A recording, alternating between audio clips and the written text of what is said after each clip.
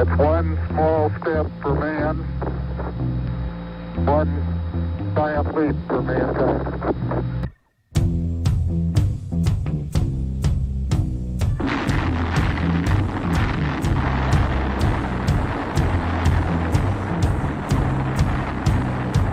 Flying down from Nova Scotia today.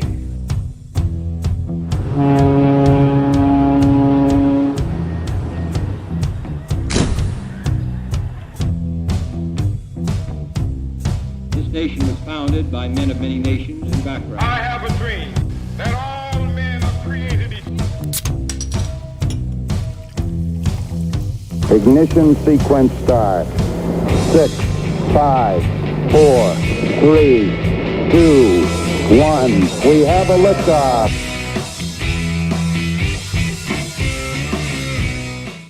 What's up, Doom Nation? Welcome back. You are listening to the Two Doom Men podcast. And as always, it's your host, Skaggs, and the captain. And we got a show for you today. What's going on, buddy? What are we doing today, pal? We are back another week. Happy Thanksgiving to everybody. Hope you guys all enjoyed it with your family. I love Thanksgiving. Favorite holiday of the year. Just food, family, friends, no bullshit. You just eat and have a good time. Food and football. Still wrapping up the leftovers. Ate probably the last of it today. There's still a little bit left, but it's now pushing. Pushing almost a week is almost pushing it on leftovers sometimes. Yeah, I got some leftover ham, and I'm really tempted to have it. It's good, man. Yeah. I think one thing about the Thanksgiving leftovers is it gets better with age.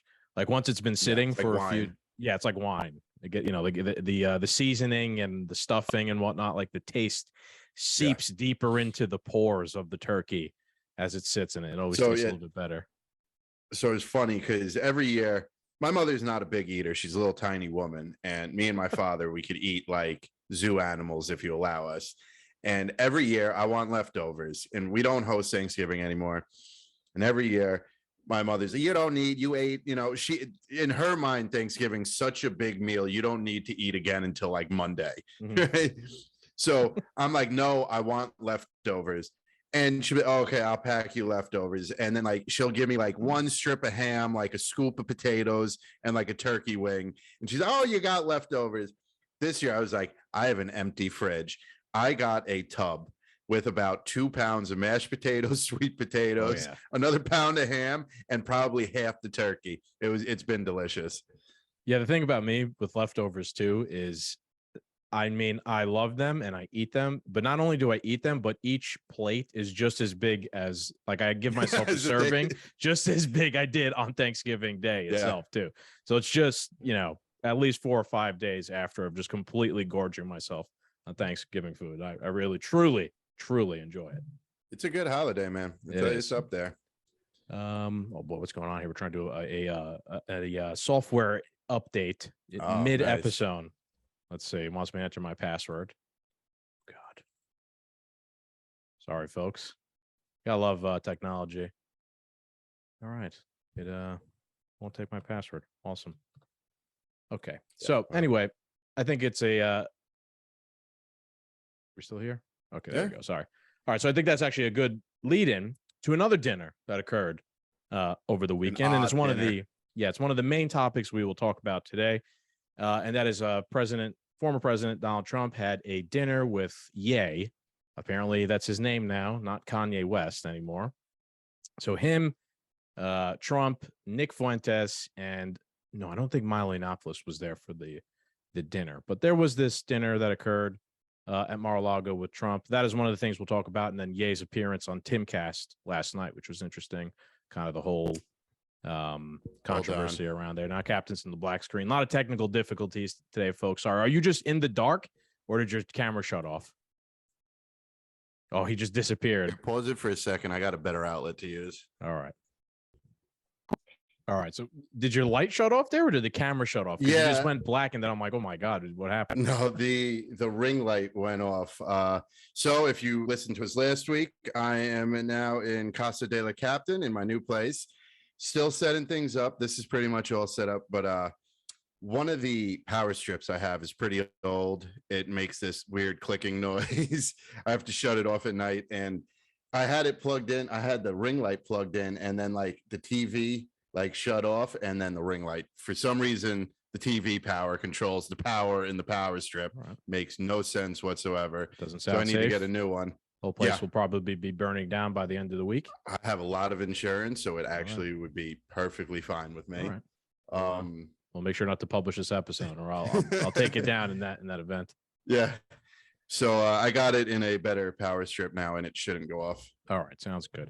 Other topics we will be talking about tonight is the Colorado shooter, and this actually happened right after we stopped recording last week. Literally, like as I came out and saw what was going on.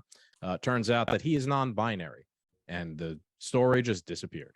We'll talk a little bit about that. Sorry, I forgot. Yes, I forgot about that. Also, we'll talk about the White Paper Uprising, as it is called in China, that is going on. Kind of been taking the country by storm. And I don't know, anything else you want to add to that? We'll obviously do our tweets of the week. Anything else you got in mind? Tweets of the week, yeah. All right. Let's get through it and see where the journey takes us. Sure. So let's start with an article first to map out exactly what occurred over the weekend. And this is from NBC News. The inside story of Trump's explosive dinner with Ye and Nick Fuentes. What was supposed to be a private dinner ended up being a political nightmare. There they are. So this is actually Trump's last visit to the White House a couple of years ago. So just 2 days before Thanksgiving, Donald Trump was planning to have a private, uneventful dinner with an old friend, Ye, the rapper, formerly known as Kanye West. The two had arranged to break bread Tuesday night at Trump's Mar-a-Lago club in Florida after weeks of private phone conversations, as Ye lost lucrative partnerships and became a mainstream cultural pariah for his anti-Semitic remarks, according to those familiar with the talks between the two men. But Trump may have been walking into a trap in Mar-a-Lago's gilded halls, one that leveraged his own penchant for spectacle and showmanship against him. Ye arrived with 3 guests, including white nationalist and anti-Semite Nick Fuentes. I love the way they write these articles. It's like they're writing a story or like a poem or something. The explosive dinner. Yeah. Instead of there being like substance or anything to it, it's all just fluff most of the time. So Trump has since said he didn't know Fuentes or his background when they dined together, a claim Fuentes confirmed in an interview. But others at the crowded members-only club figured out his identity. News of the meeting prompted an avalanche of criticism from some Republican rivals and allies of Trump and his then-week-old presidential campaign. In damage control, Trump's campaign is now instituting new vetting procedures and gatekeeping efforts as details emerge about how Fuentes and the former president found themselves at the same table, according to 2 people briefed on the plans. I'll stop right here real quick. I mean, I know we're going to talk a little bit. Go ahead. Is Fuentes an actual tried and true white supremacist, or does he just not toe the line and he gets called a white supremacist? Is he a white supremacist in the same manner that me and you are white supremacists because we didn't get vaccinated? That's a good question. I don't know him that well, Nick Fuentes. I've seen some things he's said, and they're pretty crazy. His last name is Fuentes, right? So he is Latino, right? He's not necessarily white. These are the rules the left have, imposed on all of us. He is hanging out with a black man. That is Ye. He has also been hanging out with Milo Yiannopoulos, a gay man. So, I mean, he's a pretty progressive white nationalist, I have to say, at least in that regards. I don't know. I do think he definitely is not a good guy. It's my initial, thought about him, but I don't know. I really don't. I know, Dave Smith has debated him a couple times and just shit on him on certain topics and issues. But it's hard to tell, man, in this day and age, when that Right. term has been so overused. Yeah. It's hard to believe when someone's called that anymore, right? Because me and you would be considered far right white nationalists, right? Because we don't like the government and we oppose vaccine mandates. So yeah, it's hard to know, but I have seen him say some pretty crazy shit before on a couple of clips and things like that, like Holocaust denial and stuff like that. We'll get into that, but let's continue. I was going to say that I don't know if I believe Trump in the campaign here. They don't have any vetting system for people who are about to sit down with one of the most hated people in the world.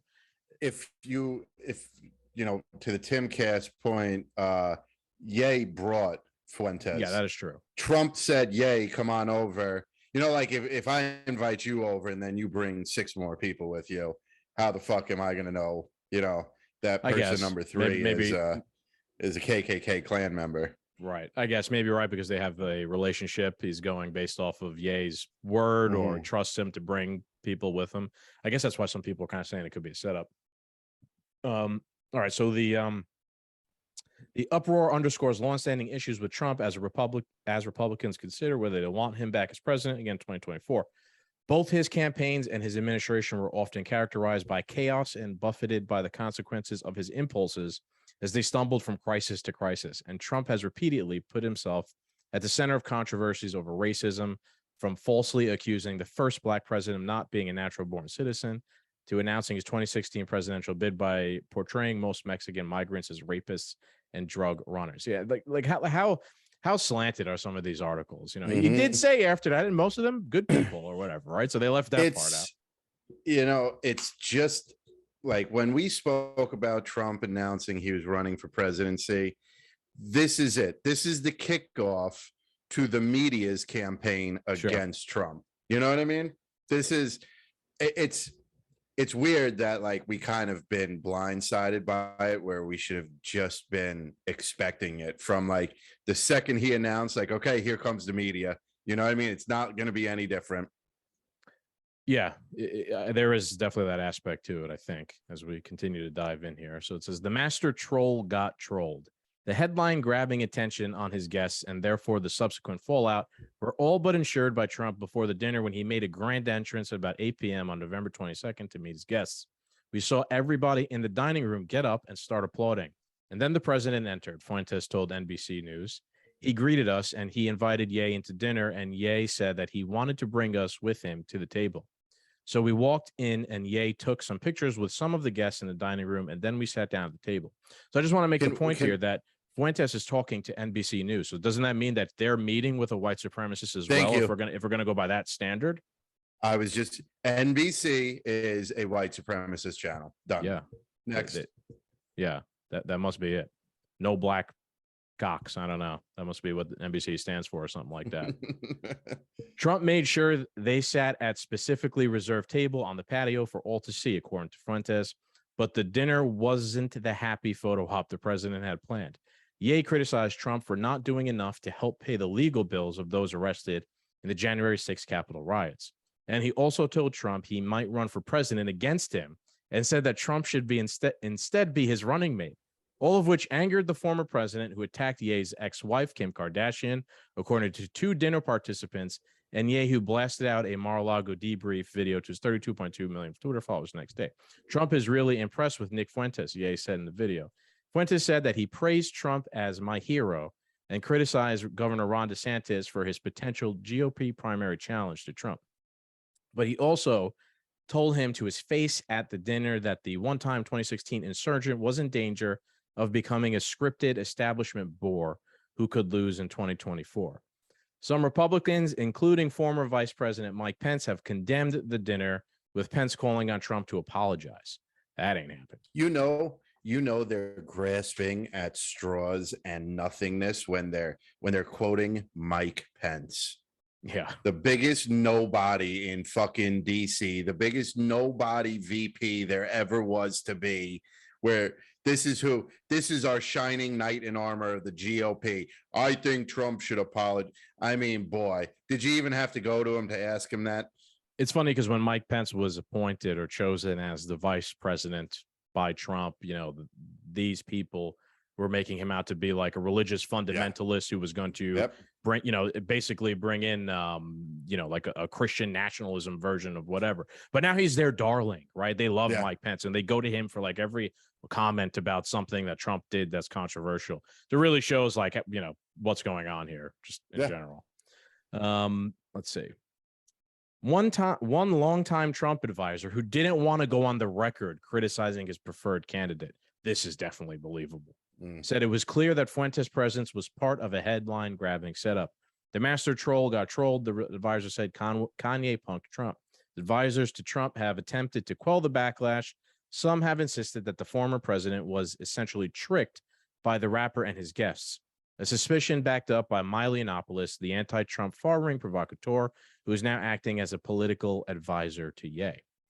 All right, I'm going to stop there. Milo is involved in this as well, as we will get into. He was on the next part in Timcast, but go ahead, Cap. So even if Trump did get tricked and got trolled, that's still not news as far as I'm concerned. You know what I mean? Somebody you don't like got played. Oh, you know, I mean, what? Okay. You know, Joe Biden plays himself, gets trolled every time he walks out on that stage. Yeah, that is true, right? Himself. It's not even like other people are playing him. It's himself. Yeah, I really, you know, it's newsworthy, I guess, because of Nick Fuentes' presence and kind of his, you know, persona or whatever it is.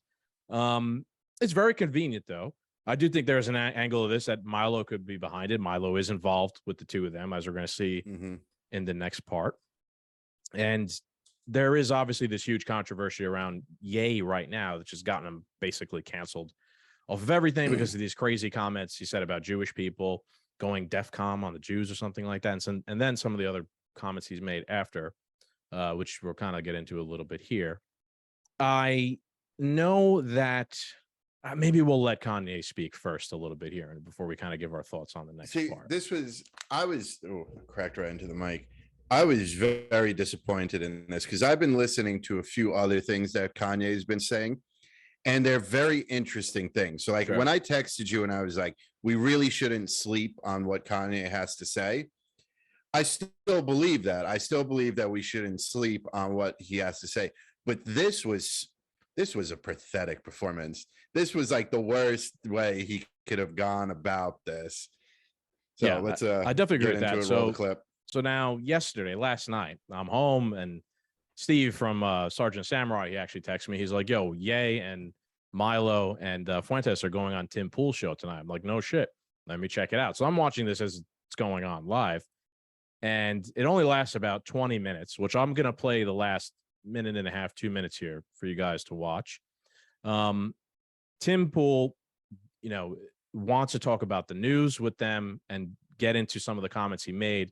Kanye essentially immediately goes into the Jewish stuff in general. And to Tim Pool's credit, he pushes back very gently, a few times, about 3 times. This is the 3rd time that Tim Pool pushes back. And let's, you know, for context, so you guys can see kind of what happens here. That's a cocaine cowboy. But the thing is, when I said my children, the reason why my brain kind of blocked, because it's like God is saying, you know, your children are going to be okay. Baby mama's got money, right? God is using me. He's breaking me down, removing all of the, you know, richest person, all of this, so I can serve him.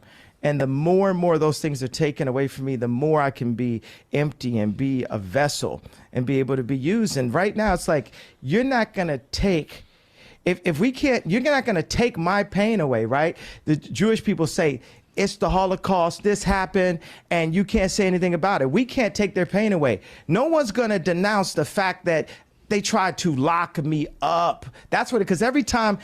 This was one of the main things, the interesting things that Ye was saying, I guess, during this whole interview. He's saying that they were trying to get him locked up on top of the seizing his money, freezing his bank accounts, canceling him from everything. Again, I don't what evidence is there of that? I don't know. He's just kind of saying it. I also don't really know exactly what he's trying to say here. Like, God is speaking through me. Like, that's nothing to me. I don't understand what you're saying. Like, it's magic. He's a Jedi. Like, in his own mind, has the Force. You know, like what? In his own mind, he's a man on the mission. Yeah. A mission from God, as the Blues Brothers would say. And essentially right there, he did kind of deny the Holocaust. He said that Jews say that you can't deny the Holocaust. Why not? I mean, I guess, yes, in freedom of speech, theoretically, you can. If you want to, in a free country, you can say whatever you want. If that is a conversation you want to have, fine. But in reality, that did occur, at least in my opinion, right? It's proven that did occur. So I just don't understand, like, where he's trying to go with that, or what that has to do with anything, besides the fact I'm saying, like, I could just say whatever I want, so I could just criticize or question that. This was poor.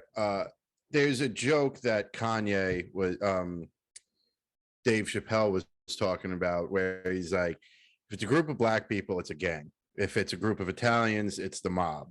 But if it's a group of Jewish people, it's a coincidence and you shouldn't question it. So the big thing that Kanye was going after, I don't know why he's talking about the Holocaust. This has nothing to do, but there is a large Jewish community that controls banks, the music industry, the entertainment industry. But if you say that and you admit to it that it's a bad thing, or that you lump them together in a group of people, it's, you know, something that you could get canceled over. And Tim Pool was pushing back correctly, saying, you know, not all Jewish people that work for banks are part of this Zionist, you know, secret organization that's taking over and controlling all the money in the world. But this rant, this is why I was saying this rant was so pathetic of him, man. They could have had a real good conversation here. Yeah, let's keep going.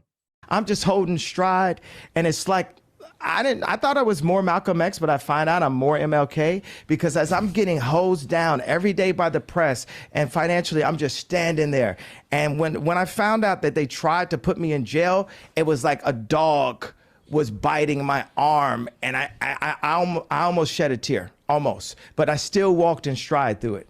Yeah. I think they've been extremely unfair to you. Who was they though? We can't say they is, corporate can we? press. I'm not using the. I don't use the word as the way I guess you guys use. I'm talking. It is about them though, isn't it? I mean, because No. and because when you think about it, You see there, that's Nick Fuentes, right? So it is them though. He's talking about Jews or Jewish people or whatever. Well, When they're talking about they. Yeah, This is like the only thing he even got to say, by the way, and throughout the entire, 20 minutes that they were on here. Good, what were you gonna say? So the end of the Dave Chappelle joke was, he said, I said I don't want a sneaker deal because the second you say something that they don't like, they're going to take away your sneakers, whoever they are, So we always talk about a they. We always talk about an establishment. Kanye is saying that is Jewish people, and what I'm saying. I'm not saying that it is, but there is a they. There's a group of them that if you talk about, they will erase your ass. They should put that in their pronouns now, right? They, them, right? Yeah. To identify themselves. Let's wrap up here. consider it. In 2018. What do you mean it's not? What do I mean? Like, okay, so how about? Are you leaving? Are you referring to the press? He's gone. I'll say it right now. You guys want to bring that stuff up, and then have think the we're not going discussion. to have a conversation. Like have the discussion. Like you think he's going to come in here and say, "Here's my pain, here's my suffering." I'm going to say, "I hear you," and then he's going to say, "And it was Jewish people," and I'm going to be like, "Okay, but don't you consider?" It's like, I'm not going to do this. I refuse. Make sure he's cool. All right, go for it. Luke and I will have a conversation. So I can't say I'm surprised.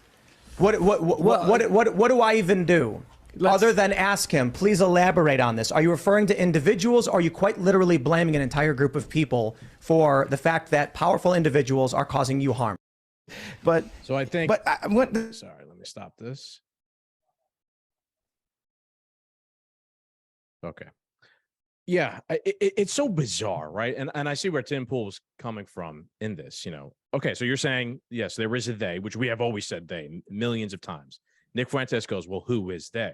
He's inferring essentially that it's Jews or Jewish people.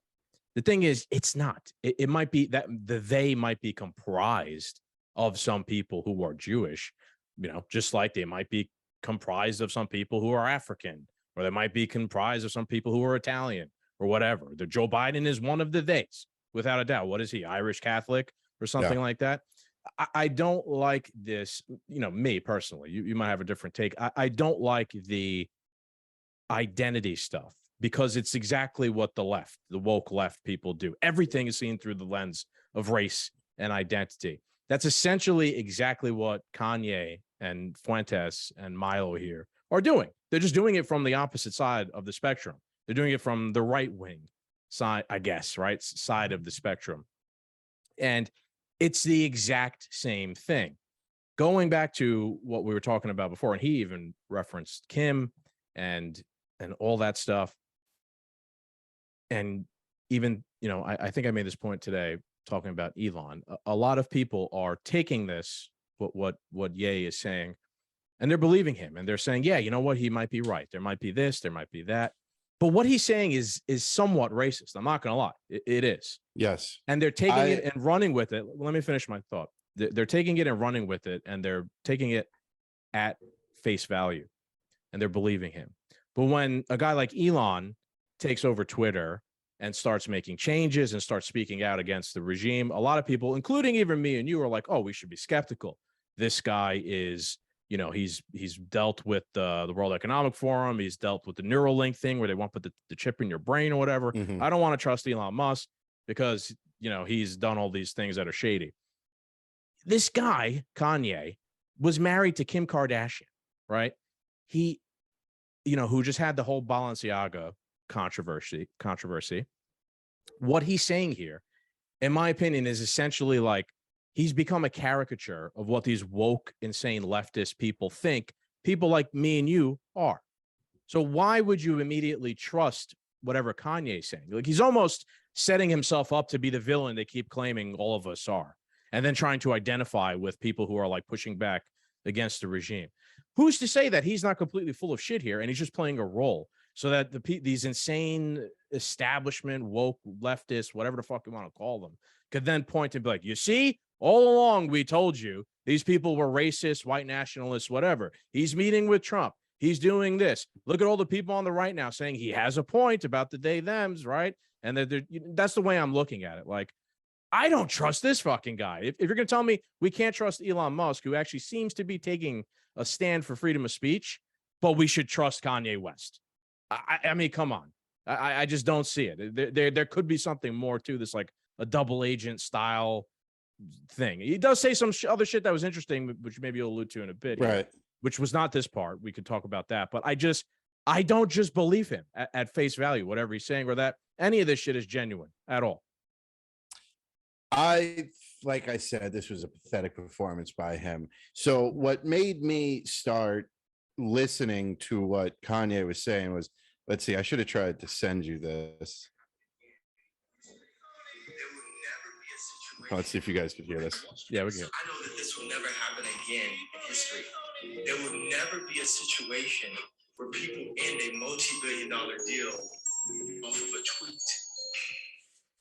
Gotcha. So I would like to thank everyone that was involved with this negotiation. Thank God no one was hurt in the process. And I feel free.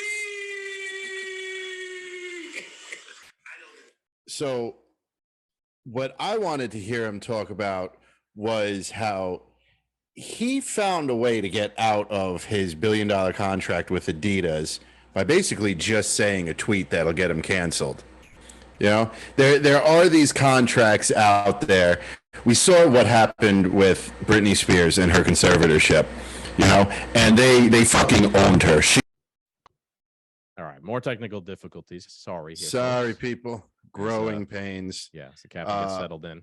Yeah, what was I saying now? So I'm saying he was able to end a $1 billion fucking contract with a single tweet.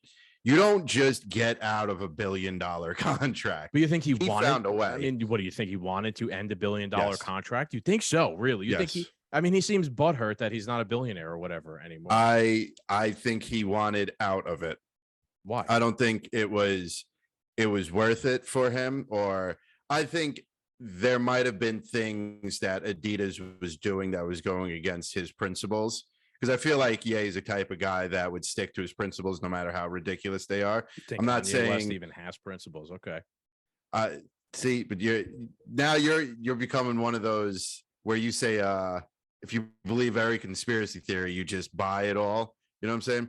So I'm trying to stay in the middle here. Tim Pool was correct for acting the way he did, and he 100% needed to push Kanye and get answers out of him, which would have made things interesting.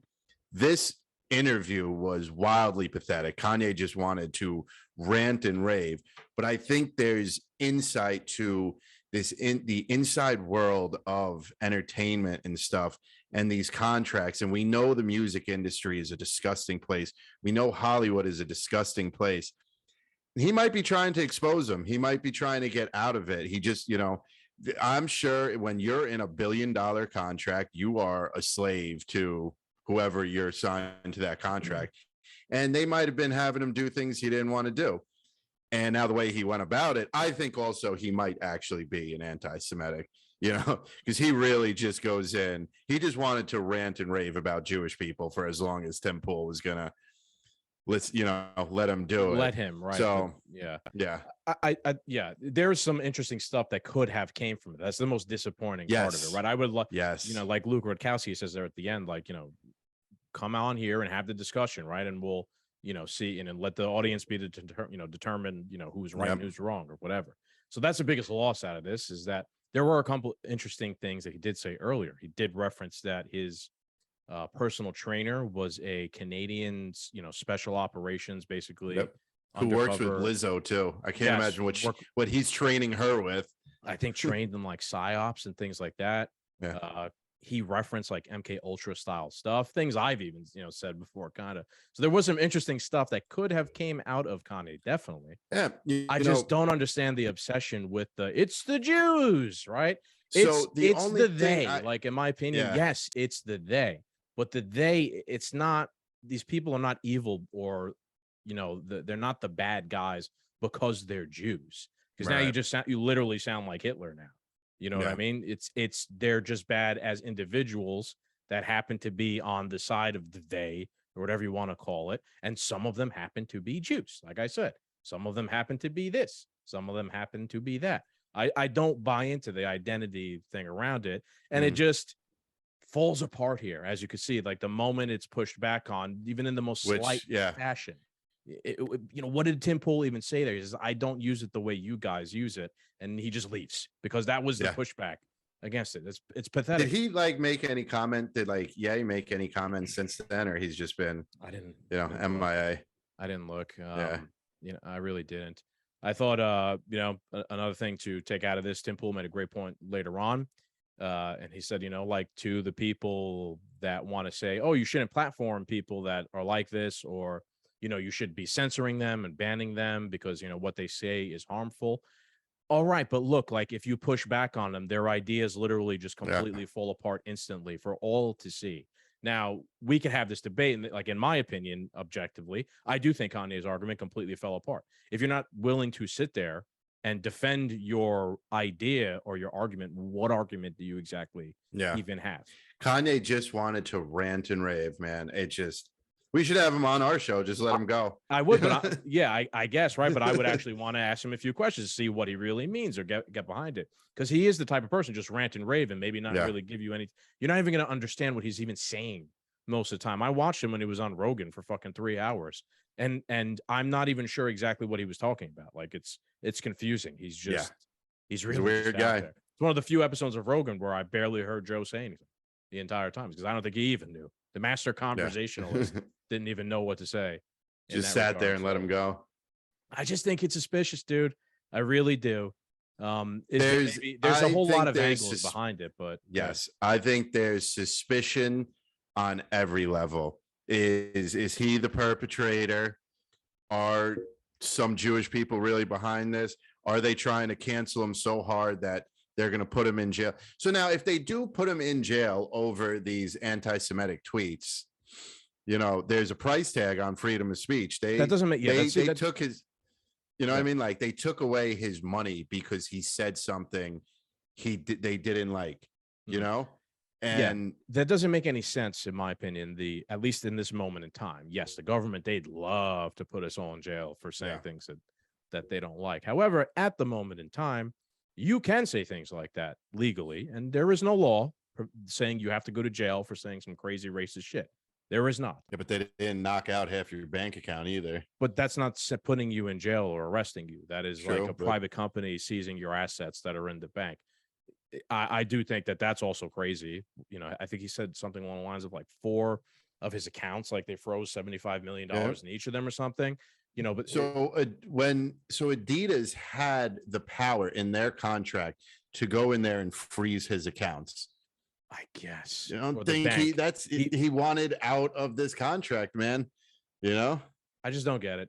It's hard to even sit here and like pick the mind or debate Kanye Oh West, yeah, 'cause we're talking about a tried and true psychopath. Even before he was politically crazy, and even before he's been around before cancel culture. He was an odd guy back then. You know? yes, he's always been an odd guy.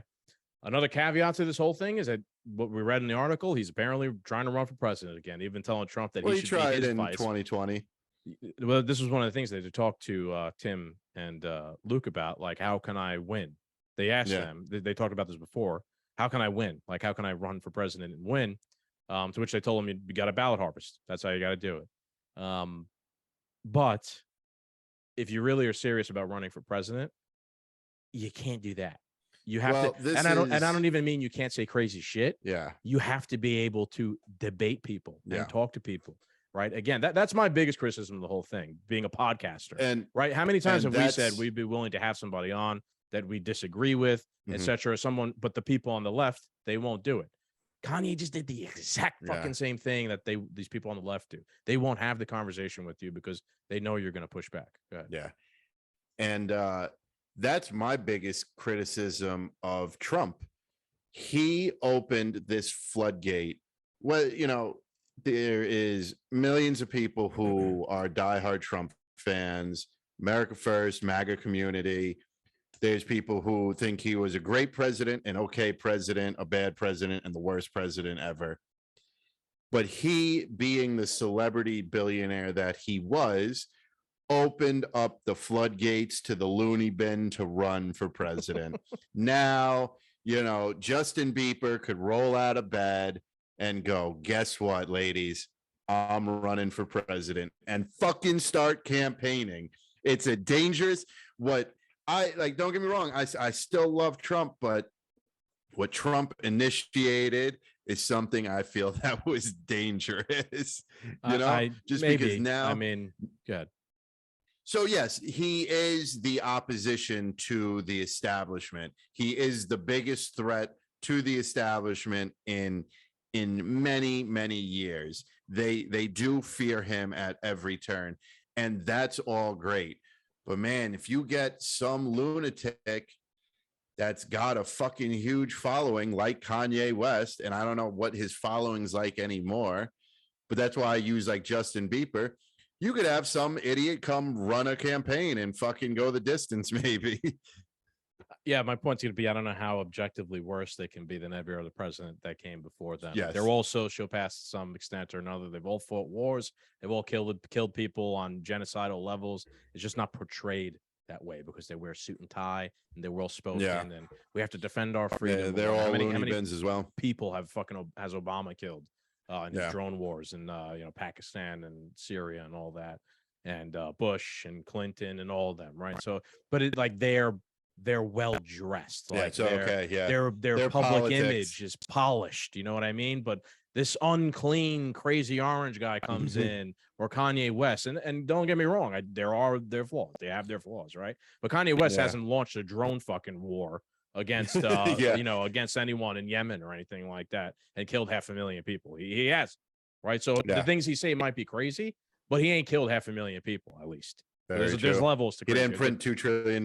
It's all perspective, right? He didn't print $2 trillion either, right? And cause everybody to go into a higher level. You need to watch. There's an election episode in Always Sunny, and the entire time they're talking about how they support this rich guy and nobody likes him, and they were going to vote for him and all this. And at the very end, so they kind of like allude to how they screwed up the election and kicked off January 6th. And it was a very funny, great political episode. And then at the end of it, you realize the entire time they were talking about voting for Kanye West. That's so funny. Yeah.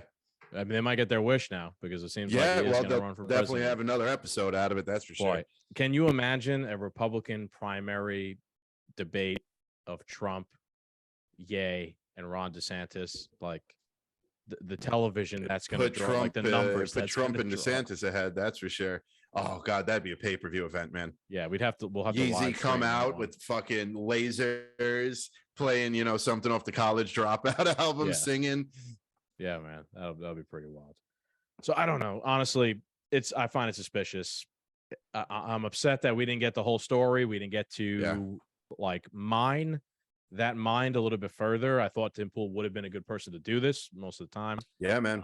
Didn't work out, but there you have it. You make your own. That was a big letdown. But I do kind of want to get like a Yay 24 hat and see like if it's just as controversial as the MAGA hat. No, I don't think so. The MAGA hat will always be that's people's minds. That's up there with the white hood. Yeah, leftists don't like Jews either, though. So they're going to be quiet in this regard. It's not necessarily like your crazy woke leftists here who's speaking out against what Kanye's saying. They're more so trying to pin this on Trump because they still have such a crazy deranged syndrome about him. The way I'm looking at it, I'm being critical of the man who's saying the words, which is Kanye. This has nothing really to do with Trump at all. But they're trying to make this about Trump. It was funny on Twitter after this happened because people on Twitter were literally like, Mark's safe from ever having a white supremacist over for dinner. You guys will bitch about anything to pin it on Trump. Anything. Well, like I said before, NBC also hosted it, right? They spoke with them. Let's move on to the next topic, I guess. All right. Kind of fits in well here somewhat. The shooting in Colorado, which we did touch about a little bit, right? In the last episode. I think we briefly mentioned it.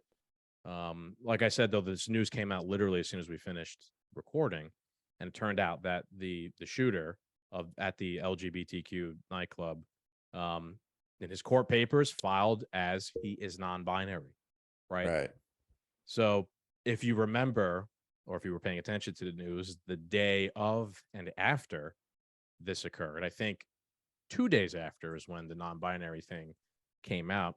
Before that, the media, CNN, MSNBC, NBC, et cetera, the Biden administration, everyone, right? We're saying, look, all of Twitter, this is a right-wing, white nationalist, anti-LGBTQ attack, and this is because of people like libs of TikTok, because of people like Matt Walsh and Tucker Carlson who have Fox News, right? People. They didn't reference Two Doomed Men, but we've been critical of stuff like that as well. The sexualization of children.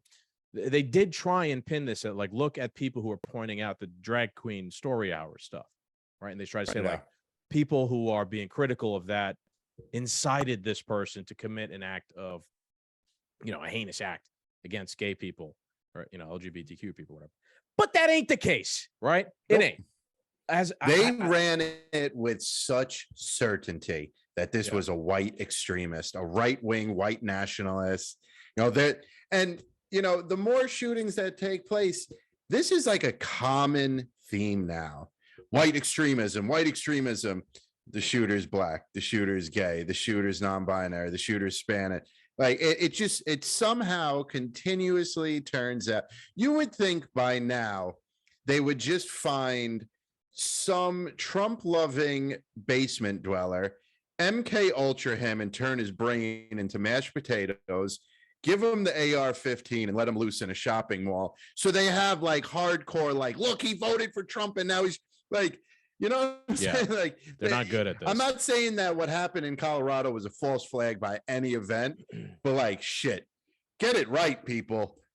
Yeah, it really is a shame here. We've been also desensitized to this to the point where it's funny and we are laughing about it. It is what it is.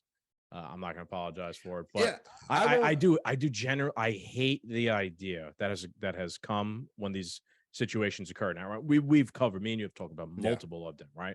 The one in Buffalo, now this one, Uvalde, right? The first thing that occurs when these things happen is the corporate press goes out there to take score, essentially. Sensationalize it and take score. Look, this was the other team who did it. Mark one for the other team. This is now, and then use it for, this is why we have to pass more gun control legislation. This is why we have to silence our opponents like libs of TikTok and Tucker Carlson and every fucking podcast that speaks out against anything that's crazy. and they don't even know. Like they literally don't know any of the details. What happened when a crazy act happens? Usually you say like, hold on, wait, let's see what happened. Let an investigation. We gotta let it unfold. They just run with it, dude. And then they turn around and, they would call me and you or Tucker or Libs of TikTok misinformation and disinformation. And you want to know something funny? That's mainstream media, journalism, the journalists of the world, the professional journalists are considered mainstream media. And they'll take a story like this and run it with zero evidence. But idiots like me and you who are shadow banned on Instagram and banned from TikTok, we're fringe media that spreads misinformation. We're smart enough to know we are smarter than every journalist to be like, okay, hold on, let's let this unfold before we start. Isn't that weird how fringe media knows to wait and find the evidence before mainstream media knows how to do it? I'm also not interested in keeping score on who's shooting who. Like, just stop who's shooting committing people. atrocities, right? Like, yes, we both love guns, but we agree shooting people is an insane fucking act that occurred here, right? We're not like here, like itching, waiting. Like, was this an Antifa guy? I can't wait, right? Because then I could go and make my political point. No, not at all, right? I'd rather know what, none though? of these The next shooting, we need to remember to be like, I guarantee it's a Democrat. We need to start spreading that it's a Democrat, non-binary, violent, left-wing extremist. At the same time, the media is out there going right-wing extremism. I guess so. I just, if that's what you want to do, I ain't gonna stop you. I just really hate the idea. I think it's gross, like the keeping score and just running with the story before you know anything. What I find gross is, you had mentioned we're desensitized to all this now, and we make fun of it, and people died and families were ruined. And I mean, that's kind of our show. We don't take politics that seriously. Sorry if we offend anyone, but in that manner, obviously no, I don't care about offending anyone, but I would feel bad if, some listeners like my brother got shot in that, but it's awful. It really is. Yes. Just because we're not desensitized to it doesn't mean we don't think it's horrific. Where I think the desensitizing really is that for 48 hours, all of Twitter will be anti-gun. This needs to stop. This is the worst thing ever. Prayers and hope, blah, blah, blah, blah, blah.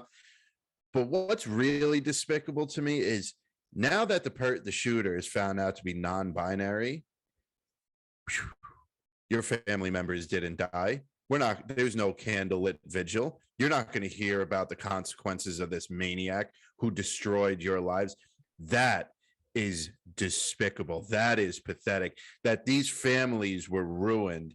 And now there's nothing going to be done about it. Maybe there are family members who want more gun control. Maybe there are family members who want armed security. It doesn't matter what these family members want. Their loved one is going to die, and they are going to die with that story because the shooter who committed this heinous act doesn't fit the agenda. That's despicable. Bravo, Cap. I think that's one of the most smartest, well thought out things you've ever said. Smartest things you've ever said on this show. It's a great point. Yeah, this is gone from the news. Yeah. It doesn't exist anymore. It really doesn't. It's still, there's going to be a trial, right? The guys are going to go through the whole process and everything, but the sensationalized 24/7 circus media coverage that was going on days 1 and 2 when they were spinning their agenda that it was some far right, whatever anti-gay attack, that's over. And now because the premise of this whole thing no longer fits their agenda, it is gone from the news. This is probably one of the, this and like other independent shows and media, the only people who are still talking or breaking it down or anything like that. It's disgusting because it also is revealing because that it shows just pawns to these people. Yes, and they don't actually care. They don't. Nope. They sell themselves as these fucking virtuous arbiters of morality who care about the LGBTQ community. But as soon as it doesn't fit their fucking agenda, they just give up. They don't care. Did those people not die? No, they're dead. Right? It still happened. If a gay man went to an NRA meeting and shot that up, you think it would be, would Would they celebrate it? Would it be newsworthy? Would No, there it be a wouldn't even- story? You know what I mean? It wouldn't make the news if they knew right off the bat that Yeah. he was a gay man, right? Because it wouldn't Yeah. fit their agenda in any sort of imagination. I told you before we started the show, I want to re-bring him up because it's been a while and I didn't forget about him. But that is the New York City subway shooter, Frank James. Has anyone heard a word about that scenario? No. But when it occurred, it was being spawned as a far wing, far right, terrorist attack, on the New York City subway system. And I looked into that guy's YouTube before it got pulled down. He was a far left racist, person saying the most insane shit about all kinds of different, races. And he Similar didn't shit. get censored. Right. He didn't at the time. No, he got censored after the fact because I pointed out his ideology. Again, I'm not here trying to take I'm not trying to take score. I think it's awful. I'm not the one who's taking the score, starting that whole thing. They are, right? So It's all agenda driven, man. It's all agenda driven. It's all agenda driven, and it's all aimed at increasing the security state, right? Limiting your freedoms. Yep. Biden wants away your guns. Anything, and these things will affect minority populations as well, right? Because it's their rights just as much as it is, white guys like me and you. That's all this is, and people don't understand it. They don't see it. They don't get it. It's fucking Biden wants to go after semi-automatic weapons now, so we're going back to muskets and muzzle loaders here. But one thing that I've kind of seen on new Twitter and on Truth Social and with talking to people, I think it's gotten to the point now, and it's probably been at the point, I think you'll agree that it's been to that point for a long time. Out of the millions of gun owners in America, with Biden constantly trying to chip away at the gun rights and stuff, I think it's a line drawn now. We're not turning over anything. It's full out, come and take them at your own risk. Yeah, they're not. If there's no more 700 million guns in this country, I don't see even 100 million being turned in when they come for your guns. You know what I mean? I don't even see 100 million going. Yeah, I agree. I don't think it's going to work. I think that ship has sailed.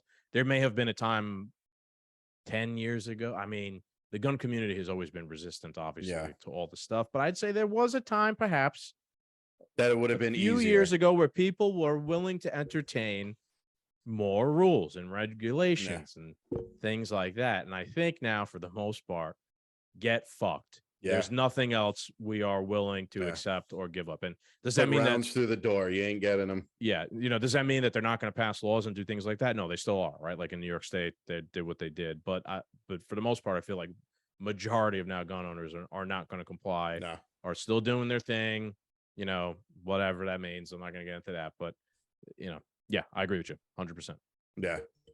And again, to cap it off and to go into our next topic here, that's all it is. It's all a scam to restrict your rights, take away your freedoms, and limit your ability to oppose the government.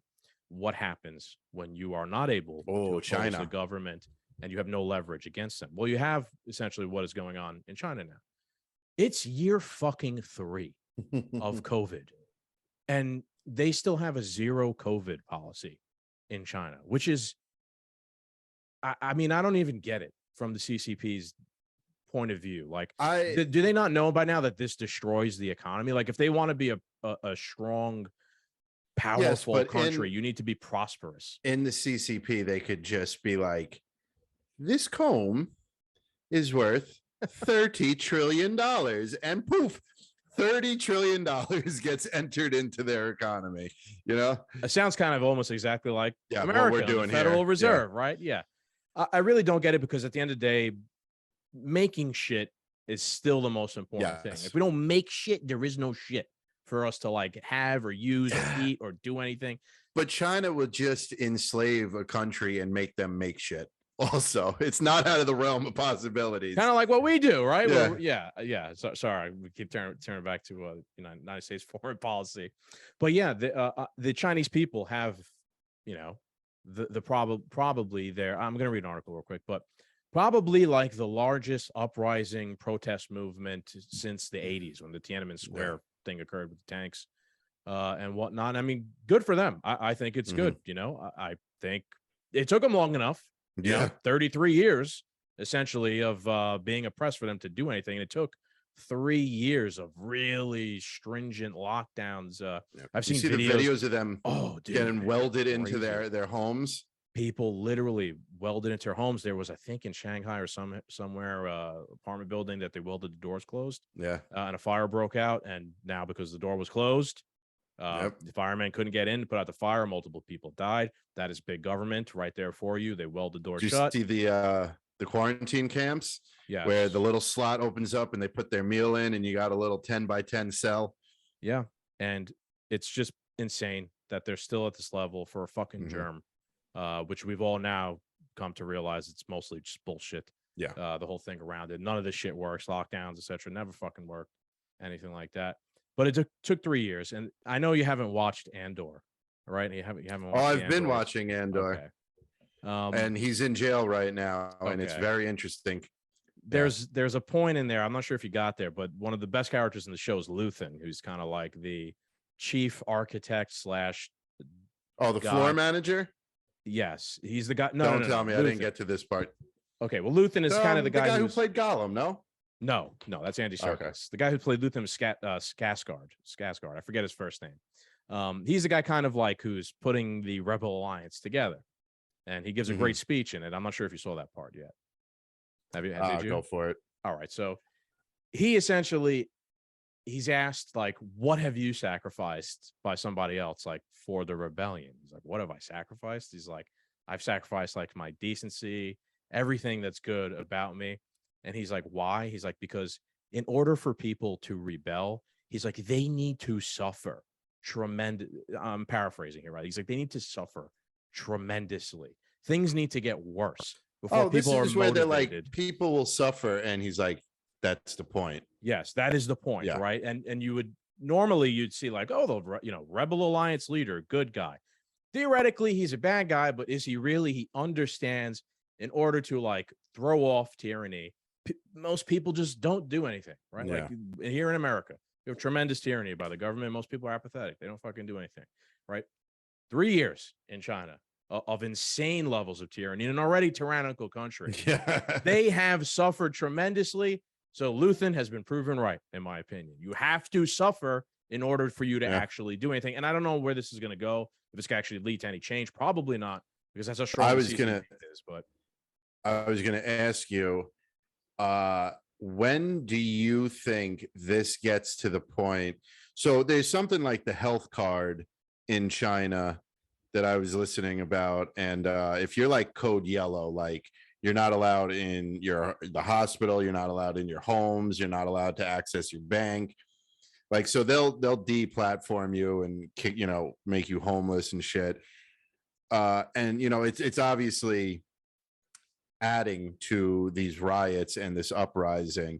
How long do you think until they start just the tanks show up, live ammunition, blood in the streets? A few more weeks or weekends of this, I'd say. They have begun kind of doing that, which I'll go to our article here. Yes, let's hear. They haven't gone to the tanks yet. I think the tanks are coming, but they're an image of like now the next step beyond, which might draw international angst and scrutiny, right? They've gone to the police, right? Another thing we've spoken about here on the show in the past, like, who do the police at the end of the day really serve? Well, this another opinion. At the end of the day, right? So Chinese authorities seek out COVID protesters. Chinese authorities have begun inquiries into some of the people who gathered at weekend protests against COVID-19 curbs. People who were at the Beijing demonstrations told Reuters, as police remained out in numbers on the city streets, 2 protesters told Reuters that the callers identifying themselves as Beijing police officers asked them to report to a police station on Tuesday with written accounts of their activities on Sunday night. The student also said that they were asked by their college if they had been in an area where a protest happened and to provide a written account. We're all desperately deleting our chat history, said another person who witnessed the Beijing protests and is declined to be identified. The person said police asked how they heard about the protest and what was their motive for going. This is what it's like, folks, to live in a totalitarian regime. Now people are freaking out because the police and government are cracking down. I remember years ago, I was in South Africa on my honeymoon, and I ran into a Canadian woman and an Indian woman who lived in China. They lived in what they called the Western bubble. They were teachers there, teaching Chinese kids English, and they like to smoke weed. These two ladies, right? Weed is illegal, obviously, in China, and it is not like America where we are cool with weed for the most part. Yeah. If Just go they down find the street out, and pick it up. yeah, if they find out you are selling weed or smoking weed, like you're gone, you just disappeared. So in order to buy weed, there are drug dealers in China, but you have to like speak in code. Like you don't just say like, "Hey, drug dealer, I need weed," right? Because they're watching your text messages and everything is traced and trackable. Like they know exactly what you're doing and talking about. So now they're using that same system, that social credit score system, that surveillance state against anybody who had anything to do with these protests against the riots. And what are the protests against? Like, what was the purpose behind all this? I don't know. Right? The COVID is not that fucking dangerous to the point where they have to have zero COVID, and it's not even logical in any sense of the imagination. Something else is going on here in China. Of course, right? there is. I don't. It seems counter, at least to like my thoughts recently. Going back to Andor, the harder you press, eventually the harder people are going to fight back. So I just don't get it. Like for the most part, the CCP things have been going great for them lately, right? They've skirted by on the origins of COVID, scot-free. Right. Nobody. Yeah. The past 30 years, they have lifted their people out of poverty tremendously because they've embraced some more free market principles. That should be a message to most people who are Marxist in America. But I don't get it. I really don't. Population control. Maybe that there's how many billions of people in China? China is just such a big place, and it is just it's a strange foreign country. It could be anything, man. It could literally just be this area has more quote unquote like right-wing people, so let's lock them up and try, you know what I'm saying? Like maybe systematically depopulating or systematically dividing, or I don't know. Maybe they're losing. Maybe again, like a lot of the things that come out of there are through the lens of the CCP. Like they have a clamp down on information that leaves the country, etc. Maybe there's more going on there than we think in terms of people that are fed up, and this is like a last ditch effort of them to clamp down real hard under the guys, right? Because a good evil regime never just says, we're the bad guys and we're going to come in here and oppress you. This is for your safety. Exactly. Right. So perhaps that's what they're doing here. I was just going to say I'm pretty sure you said it on, episode 3, 4, whatever of the podcast, that usually right before a dictatorship or authoritarian regime falls apart is when they squeeze the hardest. Correct. They wouldn't have to squeeze this hard if they weren't losing control. Yeah. So to some extent, they have to be losing control, because I can't imagine they're doing this just for fun. Like, we are so powerful. Watch what we like. Hold my beer, and watch what I could do to these people. Right. They wouldn't destroy their manufacturing capabilities. Yeah. Which is their powerhouse as a nation, for no reason. Right. Because that's what they're doing. If you put everybody in COVID camps and have zero COVID policy and lock everybody down, you know where they don't go? To the Foxconn fucking factory where they build iPhones, so they could then turn around and sell it and do profitable trade with America. So it's definitely high stakes. Something's going on. I think this should tie into like my last point on the whole thing is I wish all of the Chinese population the best. I hope that they overthrow the government and they install a libertarian, free market, beautiful society. We should not get involved as a country in any fucking facet of the imagination. We want to, though. Right. And, they're chomping at the bit. Biden's been careful. Good. I'm glad he's been careful. That's exactly what he said, right? It's not our fucking business as a federal government, as a nation, to get involved. Me and you, we could talk about it, right? Because we have freedom of speech and we can say whatever the fuck we want. But from policy-wise, stay out of it.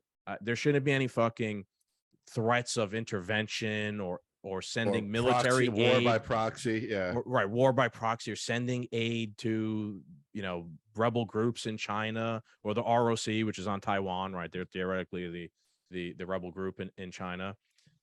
And there shouldn't be any fucking undercover CIA shit going on there as well that could then be tied back.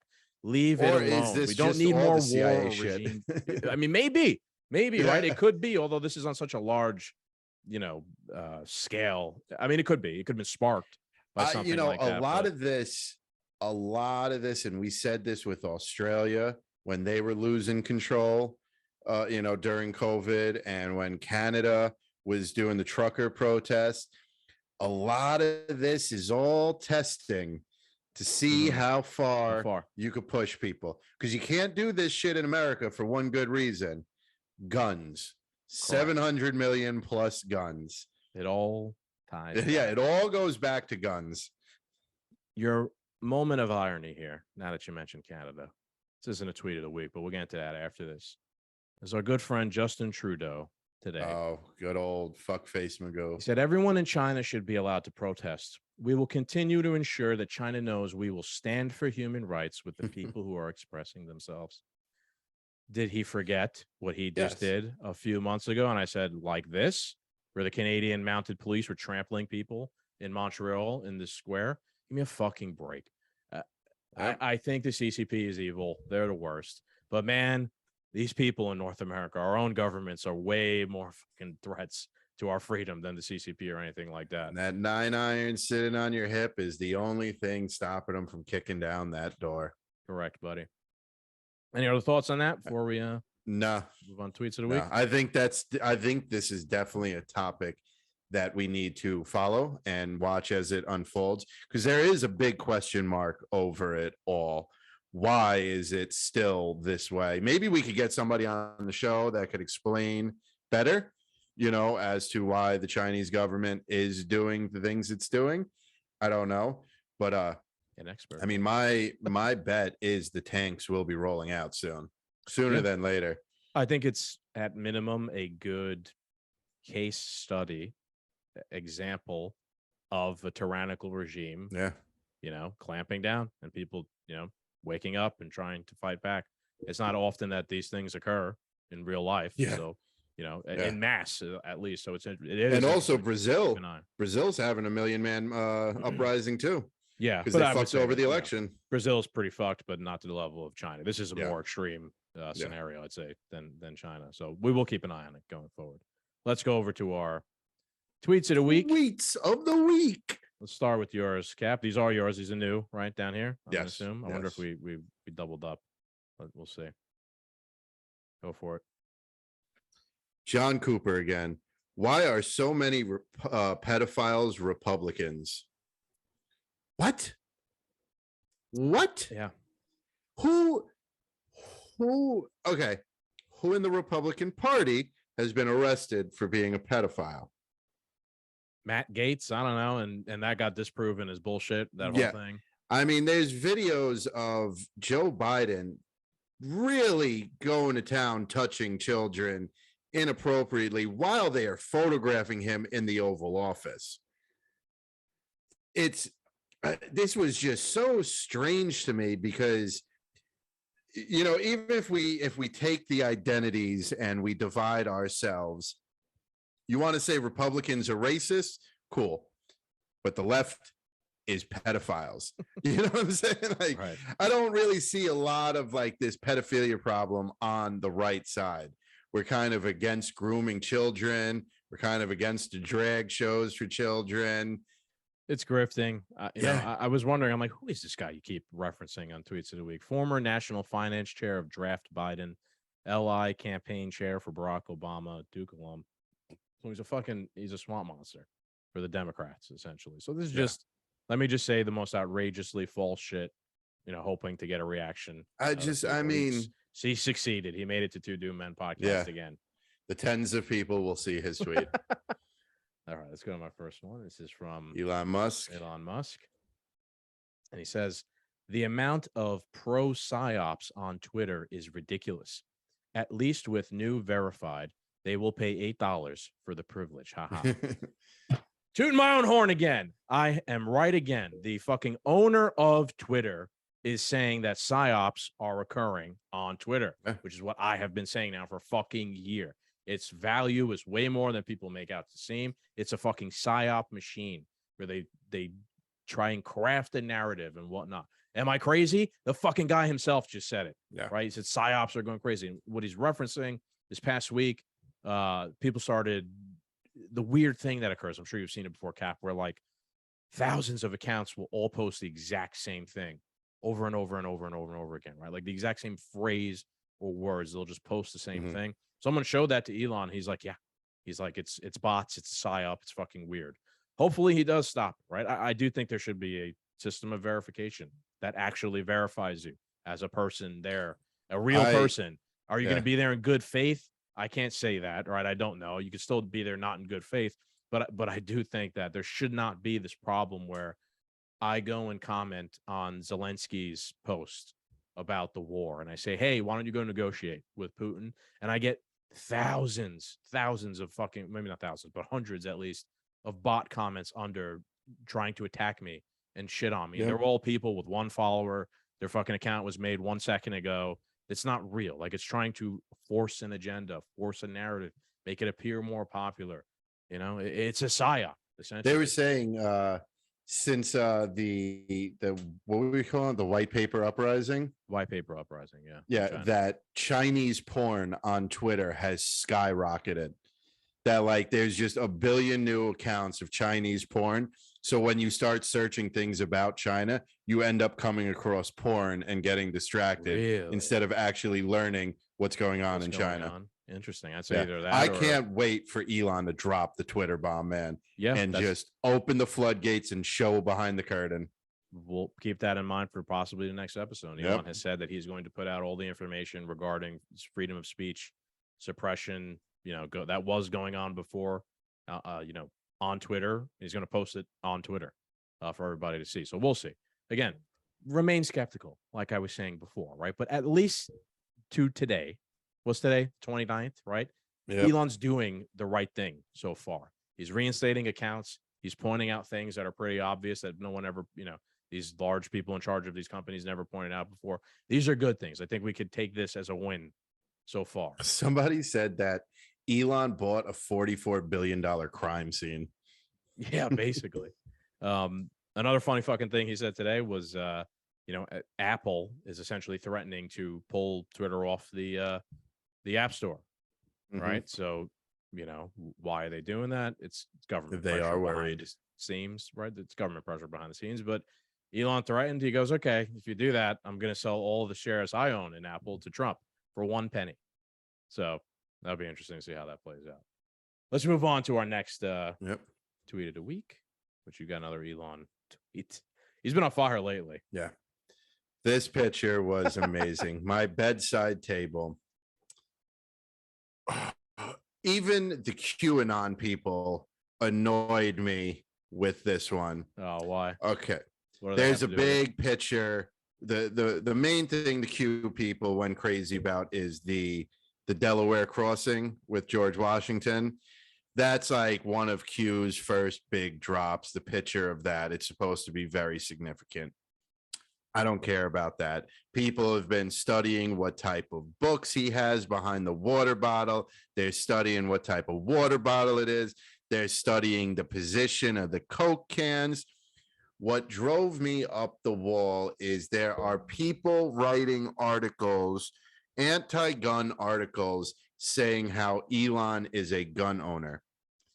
The gun at the top in front of George Washington is a muzzle-loading, one-shot, ball-bearing pistol. For all the anti-gun people out there that go, oh, the Second Amendment was made for muskets. That's the fucking gun that the Second Amendment was made. That's the one you want us to have, right? Yes. Yeah. Yes. So but he can't have still that not one. good. Sorry, that's telling in on itself. No, we can't even have those. Then the gun on the bottom is a replica from a video game. Here's your mass shooter, everyone. Here's your mass shooter. He has a fucking, not even a Civil War relic, I don't even know how old that one gun is. Yeah. And the other War, one is a toy. The other one's a fucking toy. And they are like, Elon is the new president of the NRA, gun-toting psychopath. This drove me nuts, man. The response to this drove me nuts. You know, I think one of Elon's business models here is this is going to be fun going forward, right? Oh, yes, yeah. You know, we're in a war here against censorship and whatnot, but we're going to make it fun at the same time. Yeah. What is this? He's actually trolling everyone, Yeah. right? He's trolling the left because he knew the reaction they were going to have to the guns. I didn't even know that that's a toy gun there. You know, I didn't care about it or anything, but I didn't realize it's a toy gun. That's a great point you made about the musket, the Diet Cokes. Trump loves Diet Coke, right? And I think he's also trolling the Q people who look for way too much information in a fucking photo that's a nothing burger. And he probably, maybe there's some aspect to that too. He's trolling all sides, everything. Why? Because we're going to have fun here now, folks. It's a fun place. Oh, he's definitely having a lot of fun. That adds value to the experience. All right. My last one is from Seth Dillon, one of the Babylon Bee guys, I believe. Sane people. I don't think children should be sexualized, exploited, or mutilated. Leftists. You hear that? They want gays and trans people to die. That's essentially what they're saying. That's essentially what the libs of TikToks, the Tuckers, the Us's are saying. It's, hey, the gender transition stuff, the drag queen story hour, like for underage children. It's fucking weird, and it shouldn't be going on. It really is exploitation of children. It's immoral. It's fucking wrong. That doesn't mean any of us hate or want to kill trans people or gay people or anything like that. Quite the opposite, actually. Yep.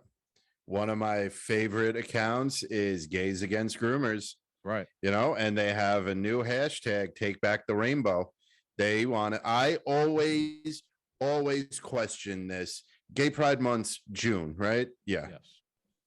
I always questioned why every time around June, just like every time we get close to Christmas, to say Merry Christmas is offensive. Just like when we get to June, oh, we need to add what's the PC version for pedophiles? Minor attracted people. Minor attracted people. We need to add minor attracted people to the LGBT community. The LGBT community does not want minor attracted people. Why do you think it's okay to squeak this community into a community that had to fight for what it has today? You know what I'm saying? Like, I never understood why, like, and they use it as a shield. Like we always talk about, oh, you don't want minor attracted people being represented in the gay community. You're anti-gay. Right. No, I'm completely pro-gay. If they're able to tie the two together, that will be the thing. You're anti-LGBTQ, right? Because you're out there advocating against children having surgeries where they're literally mutilated, or they're groomed, or they're at a drag show, which I'm sorry, it's a fucking sexualization. Drag queens are sexualized. If you're an adult and you want to go to a fucking drag queen show, go ahead. You're an adult. You can do whatever you want. But there's no reason why children should be at something like that, even if it's story and participating. Hour should we have stripper story hour now as well, right? Because if that was a thing, I'd equally think that's just as fucked up as drag queen story hour. It's the same fucking concept, essentially. The next gun show, let's put a bouncy house and clowns, and the clowns can make balloons shaped like guns. Balloon guns. That's pretty based. Maybe we should do that. And do you know what type of we began on Tim Pool's podcast? They would demonize us. They would bring kids to a gun show, give them a 22 and let them shoot some targets or shoot a paintball. Teaching kids how to shoot and gun safety. Woo, you'd be the next Satan. Yeah, you would, by their, Overton window, I guess you could call it. The thing is, though, like back in the sane, normal world, there's nothing wrong with teaching kids gun safety or how to use a gun.